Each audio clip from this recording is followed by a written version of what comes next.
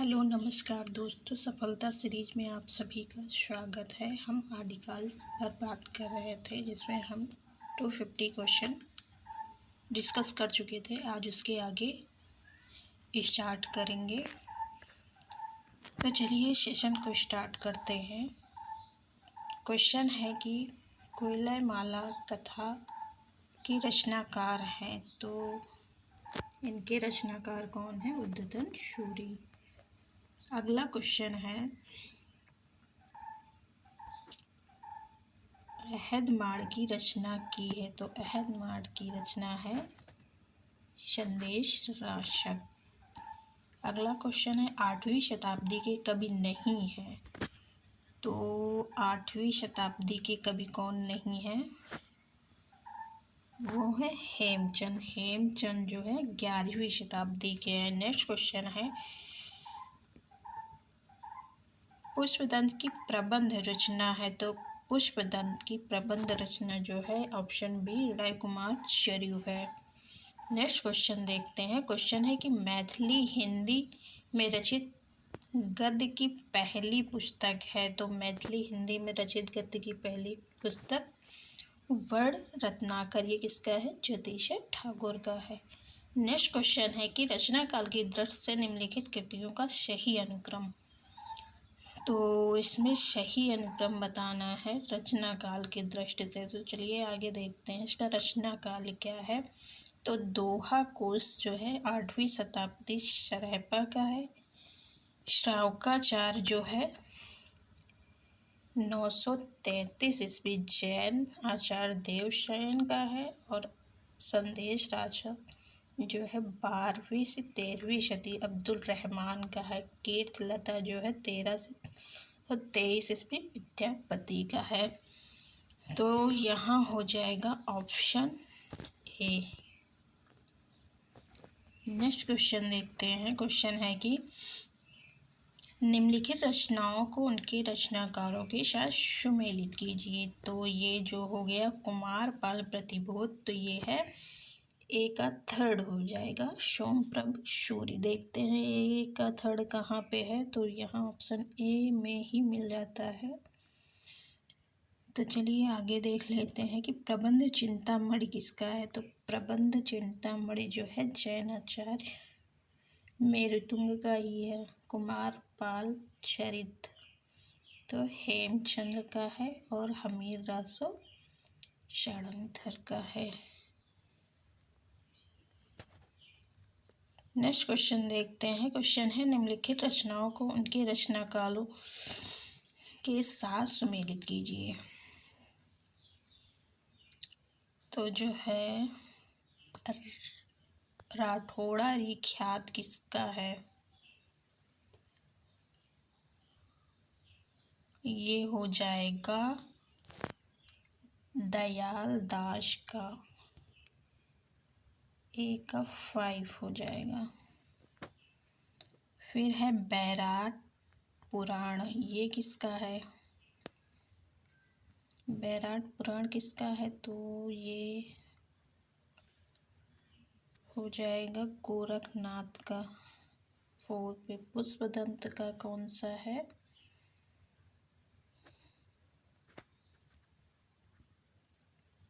पुष्पदंत का हो जाएगा 3rd। उत्तर पुराण और जिनधर्म सूरी का ये हो जाएगा उपदेश रसायन राशिखंड। तो ऑप्शन यहाँ पे हो जाएगा बी। नेक्स्ट क्वेश्चन देखते हैं। क्वेश्चन है कि सिद्धों की साधना में शून्य का पूरक तत्व है। तो सिद्धों की साधना में शून्य का पूरक तत्व क्या है? वो है ज्ञान। चलिए नेक्स्ट क्वेश्चन देखते हैं। क्वेश्चन है कि निम्नलिखित में से कौन व्याकरण ग्रंथ के रूप में प्रतिष्ठित है? तो उक्त व्यक्ति प्रकरण जो है ये व्याकरण ग्रंथ के रूप में प्रतिष्ठित है। अगला क्वेश्चन है कि कालक्रमानुसार संगति कर्म क्या होगा? तो जो है यहाँ हो जाएगा ऑप्शन बी। ये जो है कोयलामाला जो है इसका रचना है 9वीं शताब्दी राउल बेल का है। 11वीं शताब्दी उक्त व्यक्ति प्रकरण का 12वीं और कीर्तलता 14वीं शताब्दी। तो ऑप्शन बी सही हो जाएगा। कालक्रम की दृष्टि से इनमें से सबसे पुराने कवि, तो सबसे पुराने कवि कौन है? तुलसी, सूर, बिहारी, विद्यापति आदि काल के हैं, यही सबसे पुराने हैं। चलिए नेक्स्ट क्वेश्चन देखते हैं कि निम्नलिखित में से कौन सा नाम नाथपंथी साधकों में शामिल नहीं है? तो जो है ये कण्हपा जो है सिद्धों में शामिल है, नाथपंथों में नहीं, तो ऑप्शन सी हो जाएगा। नेक्स्ट क्वेश्चन है कि गोरखबानी नामक पुस्तक के रचयिता हैं, तो ये हैं पीताम्बर दत्त बड़थाल, ऑप्शन सी। अगला क्वेश्चन है कि किस ग्रंथ में चंद्रबरदाई को छपैयों का राजा कहा गया है? तो वो है ऑप्शन ए शिवसिंह सरोज में। अगला क्वेश्चन है कि आदिकालीन काव्य ग्रंथों में कथा कहने की परंपरा को लक्ष्य करके पृथ्वीराज रासो के संदर्भ में किस आलोचक ने लिखा है कि कथा की परीक्षा इतिहास की दृष्टि से नहीं, काव्य की दृष्टि से होनी चाहिए। पुरानी कथाएं काव्य ही अधिक हैं, इतिहास वे एकदम नहीं है। तो ये है आचार्य हजारी प्रसाद द्विवेदी का कथन, ऑप्शन सी हो जाएगा। नेक्स्ट क्वेश्चन है कि निम्नलिखित में से सिद्ध साहित्य के विषय में कौन सा कथन सत्य नहीं है? अब यहाँ नहीं बताना है कि कौन सा सत्य नहीं है। चलिए देख लेते हैं। ऑप्शन डी है कि सिद्ध साहित्य का प्रणयन पिंगल भाषा में हुआ। अब ये पिंगल में नहीं हुआ, हम ऊपर कई बार पढ़ चुके हैं कि ये डिंगल भाषा में हुआ, ना कि पिंगल। यही ऑप्शन गलत है। सही कथन देखते हैं कि सिद्ध साहित्य का झुकाव जो है सहज साधना की ओर था, ये सत्य है। सिद्ध साहित्य के प्रथम कवि शरैपा हैं, ये भी सत्य है। सिद्ध साहित्य की रचना चर्यापदों और दोहों में हुई, ये भी सत्य है। तो चलिए नेक्स्ट क्वेश्चन देखते हैं। क्वेश्चन है कि कौल ज्ञान निर्णय के रचनाकार हैं, तो कौल ज्ञान किसका है? मत्स्येंद्र नाथ। फिर नेक्स्ट क्वेश्चन है कि निम्नलिखित में से अपभ्रंश प्रभावित हिंदी रचना कौन सी है? अपभ्रंश में लिखी। तो चलिए देखते हैं कौन सी रचना है अपभ्रंश से प्रभावित। ऑप्शन सी सही हो जाएगा यहाँ पे। भरतेश्वरी बाहुबली राज जो है जैन कवि शालभर सुधुरी द्वारा रचित है। यह हिंदी काव्य रचना आदिकालीन अपभ्रंश से प्रभावित रचना है। नेक्स्ट क्वेश्चन देखते हैं। क्वेश्चन है कि चारण साहित्य किस साहित्य का दूसरा नाम है? तो चारण को रासो साहित्य भी कहा जाता है, ऑप्शन डी हो जाएगा। फिर है आदिकाल को सिद्ध सामंत युग कहा, किसने कहा है सिद्ध सामंत युग? तो हमारे राहुल शंकराचार्य ने, ये भी हम कई बार देख चुके हैं। चलिए नेक्स्ट क्वेश्चन देखते हैं कि आदिकालीन हिंदी काव्य धारा में उपलब्ध नहीं है। जैन साहित्य, सिद्ध साहित्य और नाथ साहित्य तो मिलता है, लेकिन यहाँ सिख साहित्य नहीं मिलता है, ऑप्शन सी हो जाएगा। नेक्स्ट क्वेश्चन है कि आदिकालीन साहित्य का प्रमुख रस है, तो वीर रस है, ऑप्शन डी हो जाएगा। अगला क्वेश्चन देखते हैं। क्वेश्चन है कि अपभ्रंश का वाल्मीकि किसे कहा जाता है? तो ये भी हम ऊपर देख चुके हैं क्वेश्चन। स्वयंभू को कहा जाता है अपभ्रंश का वाल्मीकि। अगला क्वेश्चन है कि किस विद्वान ने हिंदी साहित्य के प्रारंभिक काल को वीर गाथा काल नाम दिया है? प्रारंभिक काल को वीर गाथा किसने कहा है? तो हमारे शुक्ल बाबा ने कहा है, ऑप्शन बी हो जाएगा। अगला क्वेश्चन देखते हैं कि चंद्रबरदाई किसके दरबारी कवि थे? तो ये पृथ्वीराज रासो के दरबारी कवि थे। पहला महाकाव्य माना जाता है आचार्य रामचंद्र शुक्ल के अनुसार। नेक्स्ट क्वेश्चन देखते हैं कि पृथ्वीराज रासो किस कवि की रचना है? तो ये चंद्रबरदाई का है। ये सब तो हम लोग को रट गया होगा, बार बार ये रिपीट हो रहे हैं। नेक्स्ट क्वेश्चन है कि स्वयंभू को हिंदी का प्रथम कवि माना है। तो स्वयं को किसने माना है? राम कुमार वर्मा, क्योंकि वो भगवान है तो स्वयं को ही तो प्रथम मानेंगे। अगला क्वेश्चन देखते हैं। क्वेश्चन है कि सिद्धों में प्रचलित महामुद्रा शब्द का अभिप्राय है। तो सिद्धों में प्रचलित जो है महामुद्रा का अभिप्राय है, ऑप्शन सी हो जाएगा, सिद्ध प्राप्ति हेतु स्त्री संसर्ग।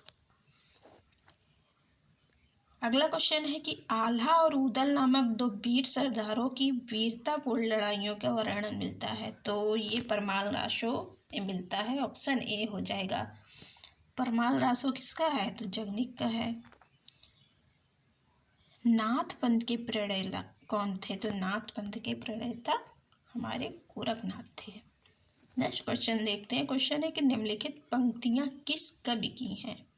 का खने खन नयन कोन अनुशरई, खने खन वसन धूल तन भरई। ये है विद्यापति का।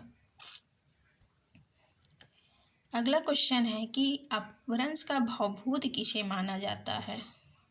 ऊपर वाल्मीकि दिया था, यहाँ भवभूत पूछा गया, तो वाल्मीकि तो स्वयंभू को माना गया है और भवभूत किसको? पुष्पदंत को माना जाता है। नेक्स्ट क्वेश्चन है कि गद्य पद्य मिश्रित चंपू काव्य, ये भी कई बार हम लोग देख चुके हैं, राउल बेर का रोड़ा, राउल बेर कवि रोड़ा द्वारा रचित चंपू काव्य। अगला क्वेश्चन है कि निम्नलिखित में कौन सा नाम आदिकाल का नहीं है? तो वीर गाथा का नाम है, ये किसने कहा है? तो हजारी प्रसाद ने। चारण काल ग्रेसन ने कहा है। गद्य काल नाम नहीं दिया गया है, जबकि सिद्ध सामंत काल राहुल सक्राचार्य ने कहा। तो यहाँ ऑप्शन बी हो जाएगा।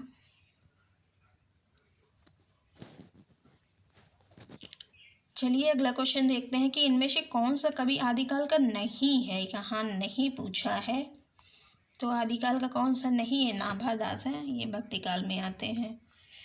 तो यहाँ हो जाएगा ऑप्शन सी, नाभा दास। अगला क्वेश्चन है कि इनमें से कौन सी रचना आदिकाल की है? अब यहाँ पे है पूछा है, तो शूर सागर नहीं है, बीजक भी नहीं है, भ्रमर गीत भी नहीं है, ये सब भक्ति काल से रिलेटेड है। जबकि ऑप्शन बी जो है विद्यापति पदावली जो है आदिकाल का है। अगला क्वेश्चन है कि इनमें से कौन सी भाषा आदिकाल की है? तो आदिकाल की भाषा डिंगल पिंगल है, ऑप्शन सी सही हो जाएगा। अगला क्वेश्चन देखते हैं। अपभ्रंश के प्रथम महाकवि कौन थे? स्वयंभू को अपभ्रंश का प्रथम महाकवि माना जाता है। किसने माना है स्वयंभू को? तो राम कुमार वर्मा ने। अगला क्वेश्चन है कि अपभ्रंश काव्य का सुप्रसिद्ध छंद कौन सा है? तो वो है पद्धरी, ऑप्शन बी। अगला क्वेश्चन है कि राजमती से रूठकर विशल देव कहाँ गया था? तो वो उड़ीसा चले गए थे। अपनी रानी राजमती से रूठ के कहाँ चले गए थे? उड़ीसा। नेक्स्ट क्वेश्चन देखते हैं। क्वेश्चन है कि इनमें से किस ग्रंथ में लिखा है कि अग्नि परीक्षा के बाद सीता जैन धर्म में दीक्षित हो जाती हैं? तो ये किस में लिखा है? स्वयंभू का जो है पौंचर्य, उसमें लिखा है कि अग्नि परीक्षा के बाद सीता जैन धर्म में दीक्षित हो जाती हैं। अगला क्वेश्चन है कि हिंदी साहित्य के 700 से 1400 ईस्वी के कालखंड को गेरसन ने क्या नाम दिया है? तो क्या नाम दिया है? चारण काल। चलिए नेक्स्ट क्वेश्चन देखते हैं। नेक्स्ट क्वेश्चन है कि निम्नलिखित में से कौन 84 सिद्धों में नहीं है? तो 84 सिद्धों में कौन नहीं है? षडांगधर नहीं है। अगला क्वेश्चन है कि आल्हा और उदल के चरित्र को वीर गीतात्मक काव्य के रूप में रचने वाले कवि, वहाँ पूछा गया था रचना कौन सी? तो परमाल रासो। तो यहाँ पूछा गया है कि कवि कौन है? तो यहाँ दूसरे माल के लिए कौन जगह? जगनी। नेक्स्ट क्वेश्चन है कि पंच पांडव चरित रास के रचयिता, तो ये है शालिभद्र सूर्य, ऑप्शन ए हो जाएगा। अगला क्वेश्चन है कि भविष्यत कहाँ किसकी रचना है? ये भी हम ऊपर देखेंगे, धनपाल की रचना है। सब रिपीटेड क्वेश्चन है, मोस्ट इम्पॉर्टेंट है। मुकरी, अगला क्वेश्चन है कि मुकरी लिखने का सर्वप्रथम प्रयास किस कवि ने किया था? तो हमारे अमीर खुसरो। मुकरियाँ और पहेलियाँ लिखते नहीं हैं। अगला क्वेश्चन है कि संवत 1050 से 1375 की कालावधि में लिखे गए हिंदी साहित्य का वीर गाथा काल के रूप में नामकरण किसने किया था? तो ये हो जाएंगे ऑप्शन बी, आचार्य हजारी प्रसाद द्विवेदी।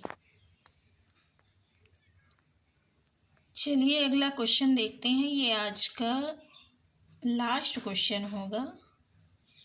तो ये है कि 10वीं से 14वीं शताब्दी के साहित्य को किस विद्वान ने आदिकाल के अंतर्गत रखा है? तो आदिकाल किसने माना है ये पता होगा, तो ये क्वेश्चन का आंसर भी पता होगा, तो ये डी हो जाएगा, हजारी प्रसाद द्विवेदी।